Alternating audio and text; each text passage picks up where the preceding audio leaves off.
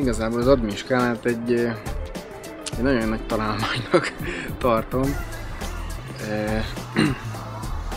Gyakorlatilag nem egy kicsit úgy, talán mindenki úgy túl gondolja ezt a történetet, pedig ez gyakorlatilag józanparaszti észre visszavezethető.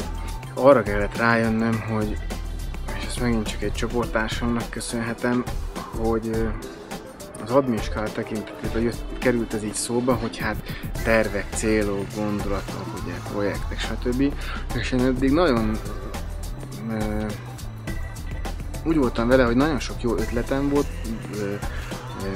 célok, célkitűzések, megvoltak hozzá a tervek is, csak a fejembe. És ugye az admin skálának pont ez a lényege, hogy leírd ezeket, egy kicsit akár káoszszerűen, keszekuszán, ahogy a fejedben megvannak, és ezek nekem meg is voltak, csak soha nem írtam le. És ez úgy elégedett voltam, hogy hát ott vannak a fejembe, ezek az enyémek, majd ebből lesz karika, de nem lett soha, mert nem írtam le.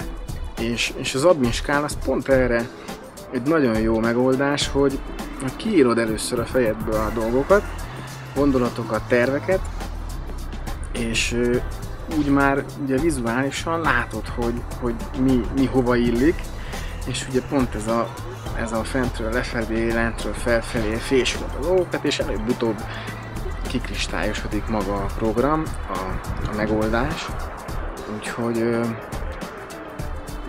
én ajánlani tudom még mindenkinek, hogy ezt így használja. Tisztában fogok látni egy csomó dolgot, már most tisztában látok, tehát igazából most nem is azt mondom, hogy mit várok tőle, hanem ugye ezek már elindultak, már élvezem azért itt az eredményeknek a hatását. Tehát kikerülnek a fejemből olyan eddig a figyelmemet elvonó gondolatok, ami által sokkal több figyelmet tudok szentelni olyan dolgokra, amiket eddig halogattam, vagy nem oldottam meg, vagy talán eszembe se jutott. Úgyhogy én igazából egy szóval azt mondom, hogy rendet várok ettől. És hogyha rend van, akkor minden sikerül, és minden szép, minden jó. Úgyhogy én ezt várom, rendet és nyugalmat. Azért ajánlanám másoknak is, mert hogyha mindenkinek a fejében olyan rend lenne, mint amit eredményez ez a program, akkor az egész világ megváltozna. És ezt így én komolyan gondolom.